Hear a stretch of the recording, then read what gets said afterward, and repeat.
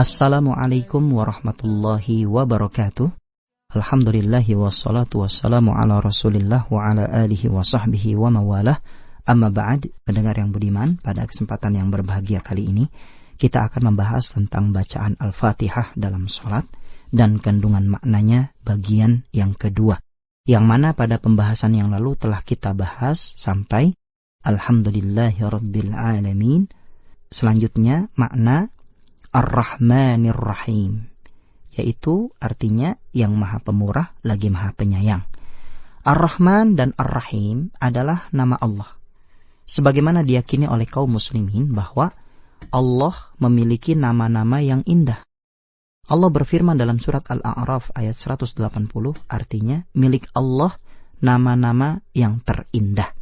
Maka berdoalah kepada Allah dengan menyebutnya. Setiap nama Allah mengandung sifat. Oleh sebab itu beriman kepada nama-nama dan sifat-sifat Allah merupakan bagian yang tak terpisahkan dari keimanan kepada Allah Subhanahu wa Ta'ala. Kita mengimani dalil-dalil yang menetapkan nama dan sifat, sekaligus mengimani dalil-dalil yang meniadakan keserupaan. Oleh sebab itu menyucikan Allah tanpa menolak nama maupun sifat, juga menetapkan nama dan sifat tapi tanpa menyerupakannya dengan makhluk. Inilah akidah yang dipegang oleh Rasulullah SAW dan para sahabatnya serta para imam dan pengikut mereka yang setia hingga hari ini. Inilah akidah yang tersimpan dalam surat Asy-Syura ayat 11 yang artinya tidak ada sesuatu pun yang serupa dengannya dan Dia maha mendengar lagi maha melihat. Pendengar, Allah maha mendengar dan juga melihat, akan tetapi pendengaran dan penglihatan Allah tidak sama dengan pendengaran dan penglihatan makhluknya. Meskipun namanya sama, akan tetapi hakikatnya berbeda. Karena Allah adalah zat yang maha sempurna, sedangkan makhluk adalah sosok yang penuh dengan kekurangan. Sebagaimana sifat makhluk itu terbatas dan penuh kekurangan, karena disandarkan kepada diri makhluk yang diliputi sifat kekurangan. Maka demikian pula sifat Allah itu sempurna, karena disandarkan kepada sosok yang sempurna. Sehingga orang yang tidak mau mengimani kandungan hakiki nama-nama dan sifat-sifat Allah sebenarnya telah berani melecehkan dan berbuat lancang kepada Allah. Mereka tidak mengagungkan Allah dengan sebagaimana mestinya. Di dalam ayat ini Allah Subhanahu wa Ta'ala berfirman, Allah Subhanahu wa Ta'ala menamai dirinya dengan Ar-Rahman dan Ar-Rahim.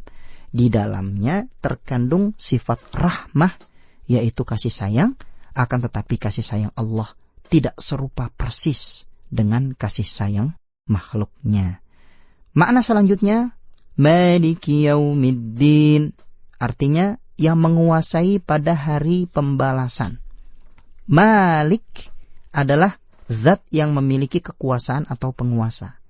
Penguasa itu berhak untuk memerintah dan melarang orang-orang yang berada di bawah kekuasaannya.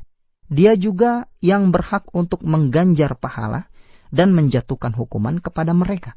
Dialah yang berkuasa untuk mengatur segala sesuatu yang berada di bawah kekuasaannya menurut kehendaknya sendiri. Yaumiddin adalah hari kiamat. Disebut sebagai hari pembalasan karena pada saat itu seluruh umat manusia akan menerima balasan amal baik maupun buruk yang mereka kerjakan sewaktu di dunia. Pada hari itulah tampak dengan sangat jelas bagi manusia kemahakuasaan Allah Subhanahu wa Ta'ala terhadap seluruh makhluknya. Pada saat itu akan tampak sekali kesempurnaan dari sifat adil dan hikmah yang dimiliki Allah. Pada saat itu seluruh raja dan penguasa yang dahulunya berkuasa di alam dunia sudah turun dari jabatannya. Hanya tinggal Allah sajalah yang berkuasa. Pada saat itu semuanya setara, baik rakyat maupun rajanya, budak maupun orang merdeka. Mereka semua tunduk di bawah kemuliaan dan kebesaran Allah Subhanahu wa Ta'ala. Mereka semua menantikan pembalasan yang akan diberikan oleh Allah Subhanahu wa Ta'ala. Mereka sangat mengharapkan pahala kebaikan darinya.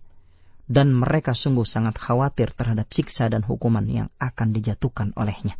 Oleh karena itu, di dalam ayat ini, hari pembalasan itu disebutkan secara khusus. Allah adalah penguasa hari pembalasan. Meskipun sebenarnya Allah jugalah penguasa atas seluruh hari yang ada, Allah tidak hanya berkuasa atas hari kiamat atau hari pembalasan saja. Adapun makna iyyaka na'budu wa iyyaka nasta'in, yang artinya hanya kepadamulah kami beribadah dan hanya kepadamulah kami meminta pertolongan. Pendengar, maknanya adalah kami hanya menunjukkan ibadah dan isti'anah, yaitu permintaan tolong kepadamu.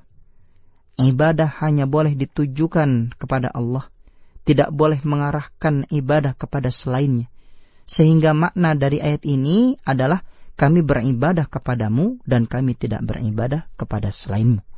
Kami meminta tolong kepadamu dan kami tidak meminta tolong kepada selainmu. Ibadah adalah segala sesuatu yang dicintai dan diridhoi oleh Allah. Ibadah bisa berupa perkataan maupun perbuatan. Ibadah itu ada yang tampak dan ada juga yang tersembunyi. Kecintaan dan ridha Allah terhadap sesuatu bisa dilihat dari perintah dan larangannya. Apabila Allah memerintahkan sesuatu, maka sesuatu itu dicintai dan diridhoinya. Dan sebaliknya, apabila Allah melarang sesuatu, maka itu berarti Allah tidak cinta dan tidak ridha kepadanya. Dengan demikian, ibadah itu luas cakupannya. Di antara bentuk ibadah adalah doa, berkurban, bersedekah, meminta pertolongan atau perlindungan, dan lain sebagainya. Dari pengertian ini, maka isti'anah atau meminta pertolongan juga termasuk cakupan dari istilah ibadah. Demikian penjelasan makna bacaan Al-Fatihah bagian kedua. Semoga dapat memberi kebaikan dan manfaat bagi kita semua. Wallahu ta'ala alam. Wassalamualaikum warahmatullahi wabarakatuh.